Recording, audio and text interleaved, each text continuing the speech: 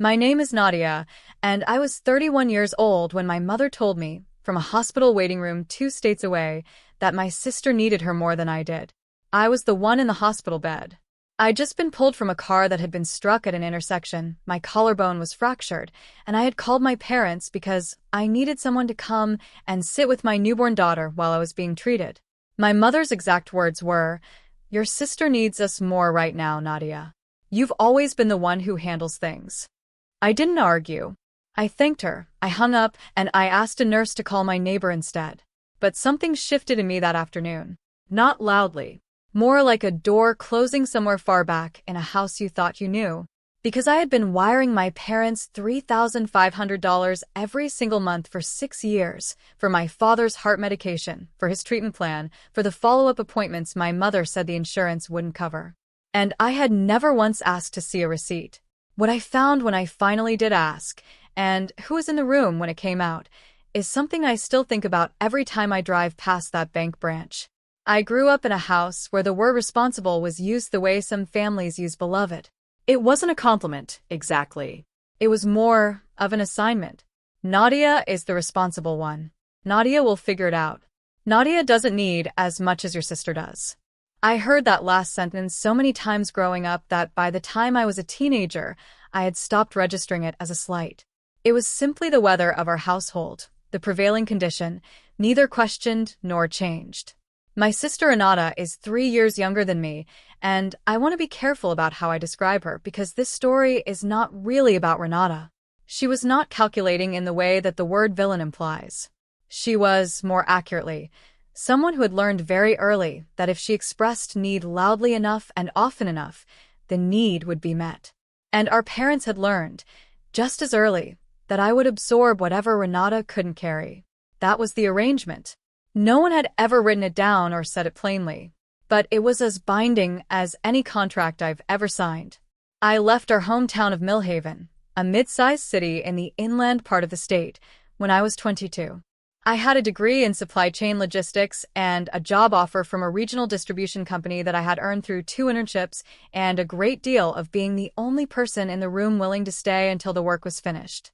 Within 4 years, I had been promoted twice, relocated to a larger office in the metro area, and was earning a salary that would have seemed surreal to the version of me who had grown up sharing a bedroom with Renata and eating dinner at a table where money was always the fourth, unspoken guest.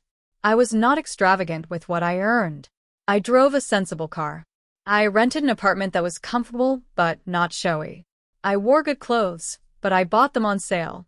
I saved carefully, and I gave generously, because generosity was the one inherited trait from my parents that I had no interest in unlearning. My parents had always given to the community, to the church, to neighbors in need. The form of giving had been modeled for me, even if some of the recipients, I would later learn, had been poorly chosen. The call about my father's heart came when I was 27. I had just gotten home from a 12-hour shift during a particularly brutal quarter-end crunch. It was late autumn. I remember the light in my apartment, the orange of the street lamps coming through the blinds, the particular quiet of a weeknight when you are too tired to turn on music, but also too wired to sleep. My phone rang, and it was my mother. She said my father had been diagnosed with a condition called hypertrophic cardiomyopathy, a thickening of the heart muscle that could, in its more severe forms, require ongoing medication management, regular monitoring, and in some cases, procedures that insurance did not fully cover. She was calm when she told me this. She was always calm. That was one of her gifts, the ability to deliver information that should produce panic in a tone that suggested everything was already handled. You just needed to help with one small piece. The one small piece, she explained, was the out-of-pocket gap. His insurance covered the primary care visits and the major procedures. What it didn't cover, she said, was the ongoing medication regimen, a combination of drugs that had to be adjusted regularly, plus the specialist copays, plus the dietary supplements his cardiologist had recommended. She had done the math, she said. It came to roughly $3,000 a month, maybe a little more in months when he needed an echocardiogram. I said I would help. I did not say how much or for how long, or can I see the breakdown. I said I would help because that was the word that fit the shape of who I had been trained to be. I set up a monthly wire transfer, $3,500, the extra $500 a cushion for the echo months, and I noted it in my budget the way you note a utility. Fixed. Necessary. Unquestioned. That was the beginning. I want to tell you about Grandpa Gerald before we go any further, because he matters to what happens later, and because he was one of the few people in my family's orbit who treated me as though I were fully present in a room even when I wasn't saying anything. Gerald was my father's father. He was 78 when this story begins, a retired civil engineer who had spent his career working on municipal infrastructure projects across the state. He was not a warm man in the way that some grandfathers are described. He didn't give bear hugs or tell rambling stories at the dinner table. He was precise. He listened more than he spoke. And when he did speak, it was usually to say something that took you a moment to understand, and then stayed with you for a long time. He had watched me grow up. He had watched the dynamic in our family with the expression of a man who has identified a flaw in a load-bearing wall and is waiting to see how long it takes everyone else to notice. He never said anything directly to me about it when I was young. But he would find reasons to be around when I accomplished things. He would show up to my college graduation when my own parents arrived late because Renata had a dance recital the same weekend. He would send a card when I got my promotions, brief and specific. You earned that. Don't let anyone else carry the credit. In the years after I began the wire transfers, Gerald and I had developed a habit of speaking on the phone every few weeks. He never asked about the money directly, but once, maybe 8 months into the arrangement, he said something that lodged in me. Nadia, you trust the people you love. Just make sure they've earned it in the same currency you're spending. I didn't know what to do with that then. I filed it somewhere and kept wiring the money. My daughter Petra was born when I was 29, the product of a relationship that had ended amicably and quietly 6 months into my pregnancy. Her father, Marco, was a decent man who lived on the other side of the country and who was present in Petra's life through weekend calls and carefully scheduled visits. He paid his support without drama. We were not a love story that had failed. We were two people who had cared for each other and then grown in directions that no longer overlapped. I do not speak about him here with anything other than respect. Raising Petra mostly alone while working full-time required a level of logistical precision that I was, fortunately, professionally trained for. I built systems. I had a trusted neighbor, a retired schoolteacher named Dolores, who could take Petra on short notice.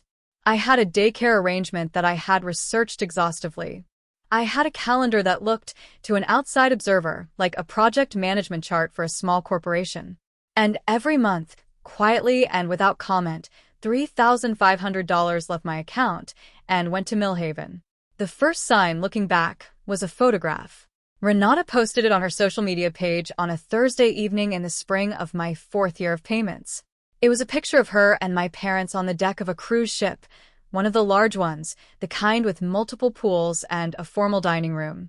My mother was wearing a dress I had never seen before, pale blue with embroidery at the collar, and my father looked relaxed in a way I had not seen since before his diagnosis. They were smiling.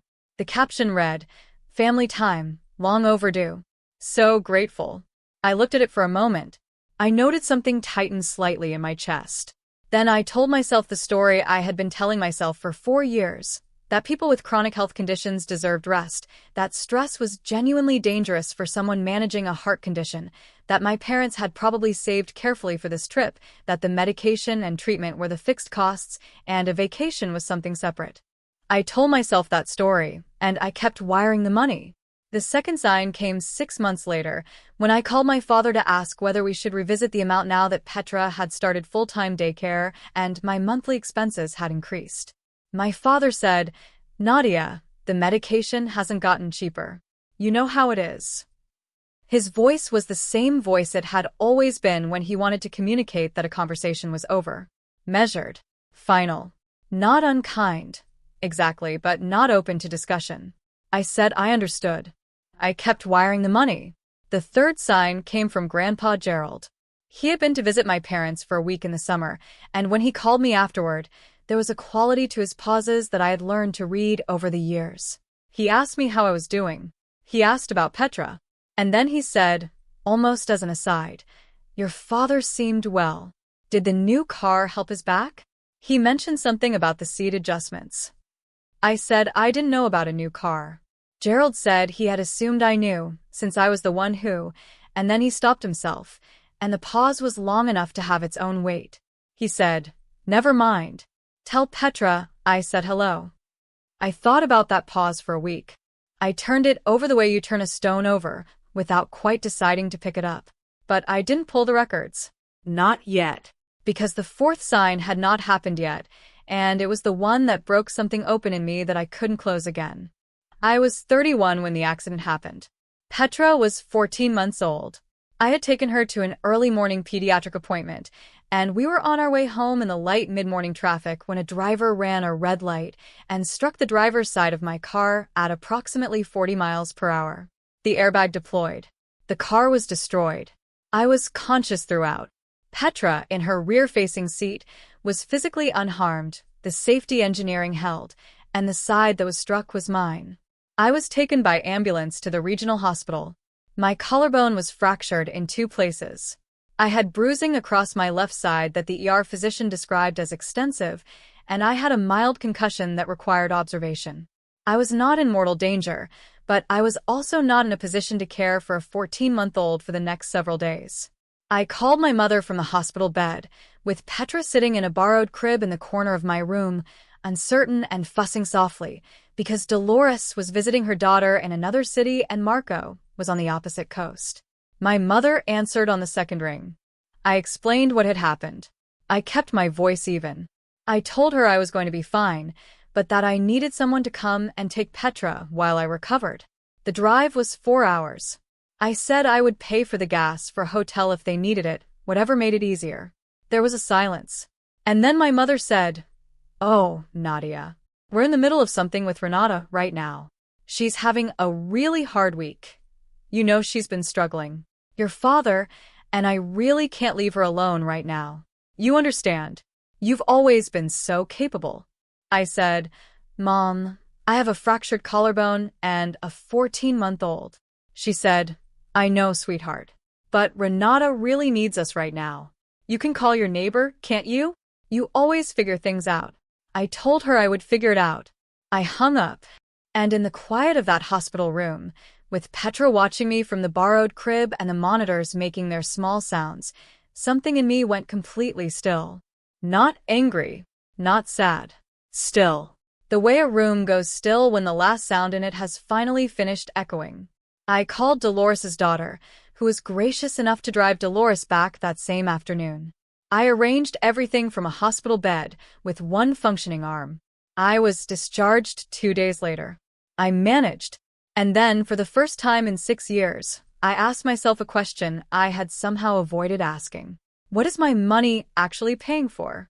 I want to be precise about what I did next because I think precision matters here. I didn't act in anger. I didn't call my parents and accuse them of anything. I simply, quietly, gathered information. I treated it like a work problem, which, in a way, it was. I was a logistics professional. I understood documentation, and I understood what it meant when documentation was absent. The first thing I did, from my couch with my arm in a sling, was log into my bank's online portal and export every outgoing wire transfer I had made in the previous 6 years. I created a spreadsheet. Date, amount, receiving account. It took me about 40 minutes. The total was $252,000. $252,000 in $41 payments of exactly $3,500 plus 4 additional payments of $4,000 for months when my mother had mentioned echo appointments. I looked at that number for a long time. Then I opened a new tab and looked up the average monthly cost of managing hypertrophic cardiomyopathy with medication. I cross-referenced it with the medication names my mother had mentioned over the years. The numbers I found were nowhere near $3,500 a month. They were closer to $400 to $600 a month for a well-managed case, even accounting for specialist visits and the occasional procedure. With insurance covering primary care and major interventions, the realistic out-of-pocket gap was a fraction of what I had been sending. I called Grandpa Gerald that evening. I didn't accuse anyone. I simply told him what I had found, and I asked him directly what he had been going to say this summer. He mentioned the car. There was a silence. And then Gerald said, Nadia, your father drives a very nice car.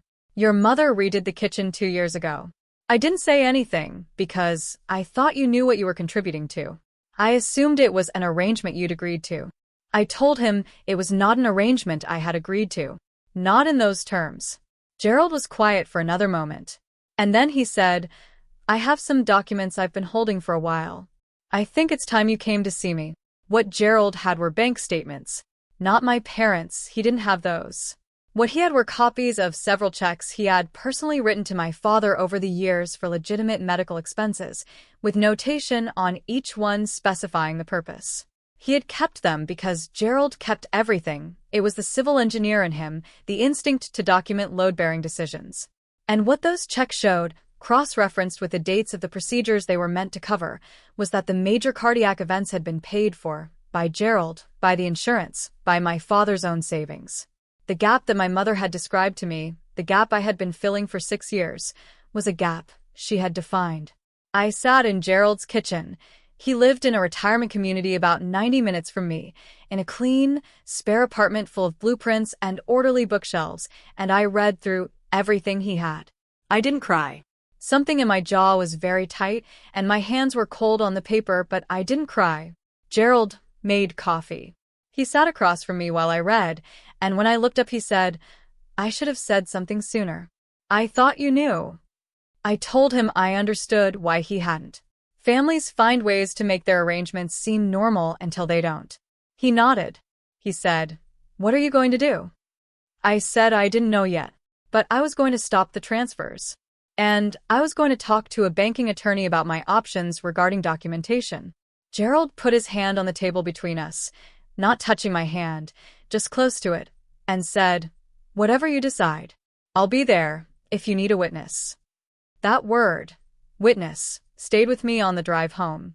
The occasion that brought my entire family into the same room was my parents' 40th wedding anniversary. My mother had been planning it for over a year. It was held at the Hartwell Garden Club, a private event space about 20 minutes from my parents' home in Millhaven, a graceful, wood-paneled room with tall windows that looked out over a maintained garden, rented for an afternoon lunch reception. There were approximately 40 guests, extended family, longtime neighbors, members of my parents' church, a few of my father's former colleagues from the insurance firm where he had worked for most of his career. My parents had not mentioned to me that the event was partially funded by a loan they had requested from Renata's fiancé's family, a detail I would learn only later. What I knew walking in was that this was the most public gathering my family had convened in years. Everyone who mattered to them was in that room. I had debated for several weeks whether to attend at all. The banking attorney I had consulted, a methodical woman named Ellen Marsh who worked out of a small office near my apartment and who had reviewed my transfer records with the expression of someone who is not surprised but is still disappointed in the species, had advised me to continue attending family events normally. Do nothing unusual, she said. Don't telegraph what you're doing. The most useful thing you can do right now is be present and unremarkable while the documentation is assembled. I had followed her advice. I had RSVP'd yes to the anniversary lunch. I had arranged for Dolores to take Petra for the afternoon. I had bought a card. I had ironed a dress that was appropriate for the occasion, but not memorable. What I had not done was tell anyone, including my parents, that I had already, 3 weeks earlier, closed the wire transfer account. Not with drama. I had simply walked into my bank branch on a quiet weekday morning, spoken to the personal banking advisor, and converted the account back to a standard savings account in my name only, removing my parents' linked receiving information. I had asked for a certified statement of all transfers over the account's history. I had paid the small administrative fee for the documentation package. I had thanked the advisor and driven home. The transfers had simply stopped. My mother had called twice in the week since. The first call had been a general check-in, her tone pleasantly neutral in the way that suggests someone is waiting to see whether you'll raise a subject first. The second call had asked, with studied casualness, whether there was anything going on with the account. I had said I was looking into a few things and would be in touch. She had not pushed. I arrived at the Hartwell Garden Club 20 minutes before the reception began. I parked in the gravel lot and sat in my car for a moment, watching guests arrive in small groups. Neighbors in bright dresses. My father's old colleague Warren, who I had always liked, helping his wife up the front steps. Renata, arriving with her fiancé, turned once toward the parking lot and caught sight of my car. Something moved across her face too quickly for me to read, and then she turned away. Grandpa Gerald arrived 11 minutes after I did, walking steadily with his wooden cane. He was wearing a dark blazer and a tie I recognized from my college graduation. Under his arm, pressed flat and neat, was a manila folder. We had spoken the night before. He had confirmed he would be there. He had said, "I'll bring what I have. The rest is up to you." I met him at the door. We walked in together. My mother's face, when she saw us, did something complicated. It cycled through welcome and pleasure, and then landed on something that was careful. Contained. She kissed my cheek and told me I looked well. She told Gerald he was a sight for sore eyes. Her hands, when she touched his arm, had a very slight tremor that I do not think was medical. My father shook Gerald's hand. He was wearing a new suit, well cut, clearly recent, and he looked, as he always had, like a man who was comfortable being at the center of attention. He looked healthy. He looked relaxed. His color was good. His grip was firm. I took my seat at a round table near the center of the room, beside a woman from my parents' church named Harriet, who had known me since I was small, and who greeted me with genuine warmth. Gerald sat one table over, the manila folder tucked under his chair. The first hour of the reception was precisely what it was designed to be. Toasts were given. My mother dabbed at her eyes on cue. Renata stood up and gave a speech about what it meant to have parents who sacrificed everything for their children, and several people at her table nodded and reached for their napkins, and I listened to every word with my hands folded in my lap and my face arranged into an expression that was attentive and warm. And then, because events have their own logic, it came time for the open floor portion of the celebration, a segment my mother had included specifically to allow guests to share memories. Warren went first, a warm story about my father's early days in insurance. Two others followed. And then Harriet, beside me, leaned over and said, "Nadia, you should say something. You're their daughter. The room wants to hear from you." Several heads turned. My mother caught my eye from across the room, and in her expression I saw something that was part hope and part warning. I excused myself from my chair. I stood. The room settled. I want to be honest about what I said and how I said it. I did not stand up with the intention of a performance. What I had was a set of facts that had been sitting in me for several months, and I had decided some time ago that if the moment arose, if I was in a room with witnesses, and someone gave me a reason to speak clearly, I would speak clearly, without theater, without cruelty, without anything that would later embarrass me. I thanked everyone for being there. I said 40 years was a remarkable thing, and that I meant that genuinely commitment across 4 decades is real. I said I had been reflecting lately on what it meant to support a family, and on how that support worked, and on what we owe each other when the accounting is finally done. My mother's expression had shifted into something that was very still. I said, "For the past 6 years, I wired money to my parents every month for my father's heart treatment. $3,500 a month. I want to say, for the record, that I did that willingly, out of love, and I would do it again, if that were what the money had been used for." The room was very quiet, the particular quality of quiet that comes when 40 people stop their private conversations simultaneously. My father said, from his seat, "Nadia." Just the one word. A warning in a single syllable. I said, "I'm just sharing some thoughts, Dad. That's what this portion of the program is for." I nodded to Grandpa Gerald. Gerald reached under his chair and retrieved the manila folder. He did not stand. He was 78 and his knees had been difficult that year, and standing at length wasn't comfortable for him. He simply opened the folder on the table in front of him and said, in his precise, carrying voice, the voice of a man who had spent a career presenting findings to municipal boards, "I'd like to add something, if I may." The room turned toward him. People like Gerald, calm, old, clearly not performing anything, command attention differently than emotion does. The room didn't just go quiet. It leaned in. Gerald explained, methodically, what he had documented. He had personal records of payments he had made directly toward my father's legitimate cardiac care over the past 6 years. He had 3 letters from the relevant medical providers, which he had obtained by the simple means of being a direct family member who requested copies of billing records. He had a chart. Gerald always had a chart showing the documented medical expenses per year against the amount I had been sending monthly. He did not characterize it. He did not use the word fraud or theft or any word that would have introduced legal terminology into a social occasion. He simply read the columns aloud. The documented medical cost per year, the amount wired per year, the gap per year, and then the total. The documented gap, Gerald said, in the same tone he might have used to describe a variance in a drainage calculation, over 6 years, is approximately $218,000. Warren, my father's former colleague, had placed his fork down during Gerald's summary and was now sitting very straight in his chair, looking at my father with an expression that had traveled some distance from celebration. Harriet's hand, beside me, had come up to her mouth.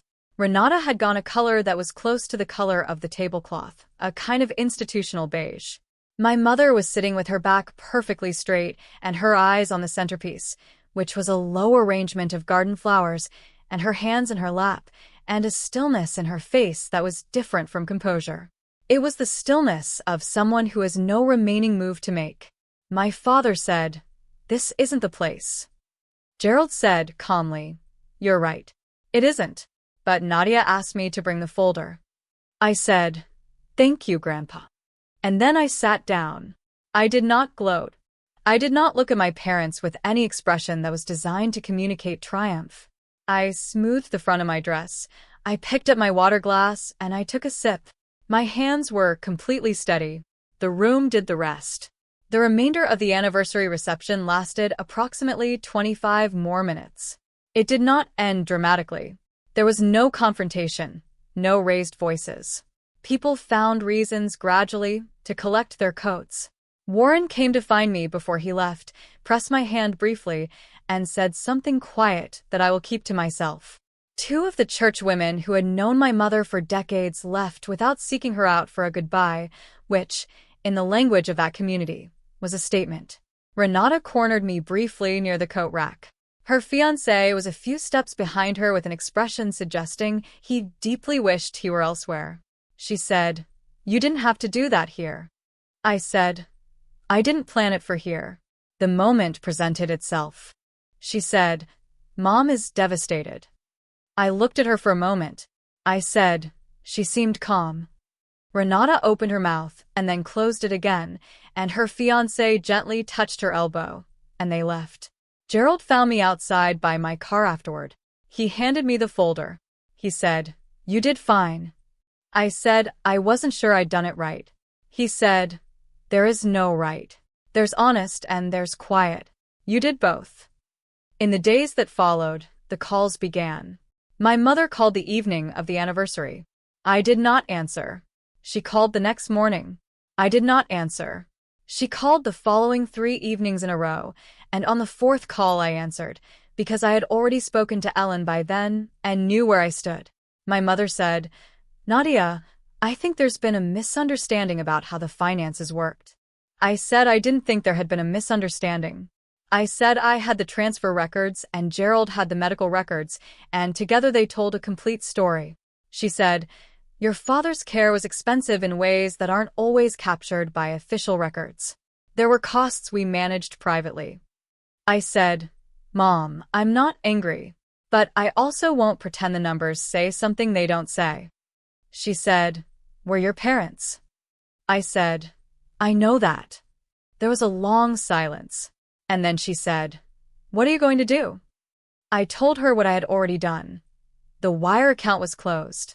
Ellen had reviewed my options under civil statute for the recovery of funds transferred under false pretense, and I had made the decision, my decision, not Ellen's suggestion, mine. Not to pursue legal recovery. Not because there wasn't a case. Ellen had been fairly direct about the strength of the documentation, but because the cost of spending years in civil litigation against my parents was one I was not willing to pay. Not in money. In the other kind. What I told my mother was this: the monthly transfers were over. They would not resume. I would continue to be present in my daughter's life as her grandmother in whatever way that relationship could be rebuilt on honest terms. But I would not be sending money, and I would not be the reserve account for the family's shortfalls going forward. My mother was quiet for a long time after that. Then she said, "We may need to look at things differently then." I said, "Yes, that seems right." My father called once, 3 weeks later. The call was short. He said, "I want you to know that I do have a heart condition." I said I believed him. He said, "The management of it has been complicated." I said I understood. He said, "I hope you'll think about what family means in the long run." I said I had been thinking about very little else. He said goodbye. I said goodbye. That was the longest we had spoken, just the two of us, in years. Renata's fiancé, I was told some months later through a mutual family connection, had asked some fairly direct questions about the loan his family had extended for the anniversary party after the events of that afternoon. The loan was, apparently, to have been repaid within 6 months. The conversations about that repayment did not go smoothly, and the engagement encountered a period of difficulty from which it slowly, reportedly, recovered, though on different terms. My parents did not take a vacation the following year, which I know because Renata mentioned it to me in one of our occasional, careful phone calls. She said it matter-of-factly, without accusation, and I received it the same way. I didn't engineer that outcome. I just stopped being the engine of it. What changed most was the quiet. For 6 years, even when my relationship with my parents was warm on the surface, there had been a current of something underneath every interaction, an awareness that I was carrying something they had never acknowledged. That current is gone now. The relationship is smaller. It is more honest. I cannot tell you yet whether the smaller, honest version will grow into something better, or whether it will stay the size it is now. I am keeping that question open. Gerald and I still talk every few weeks. The manila folder is in my filing cabinet, in the section labeled Personal, Closed. Petra, who is 3.5 now, calls him Great-Grandpa Jerry and has decided his cane is a wizard staff, a characterization he tolerates with great dignity. Here is the thing I know now that I didn't know 6 years ago. Generosity is not the same as obligation, and love is not the same as a payment plan. I gave because I loved my parents and because I had been trained from childhood to believe that giving without question was the proof of that love. What I learned, finally, is that real love, the durable kind, the kind that outlasts a room going very quiet at an anniversary party, requires honesty to survive. A relationship built on one person's permanent, silent subsidy is not a relationship.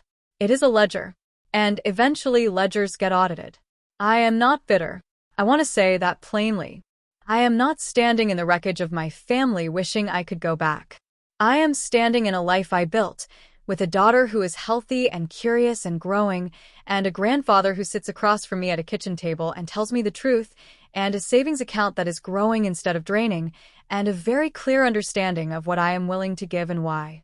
That understanding, earned at the cost of $252,000 and 6 years of unreceded faith, is not nothing.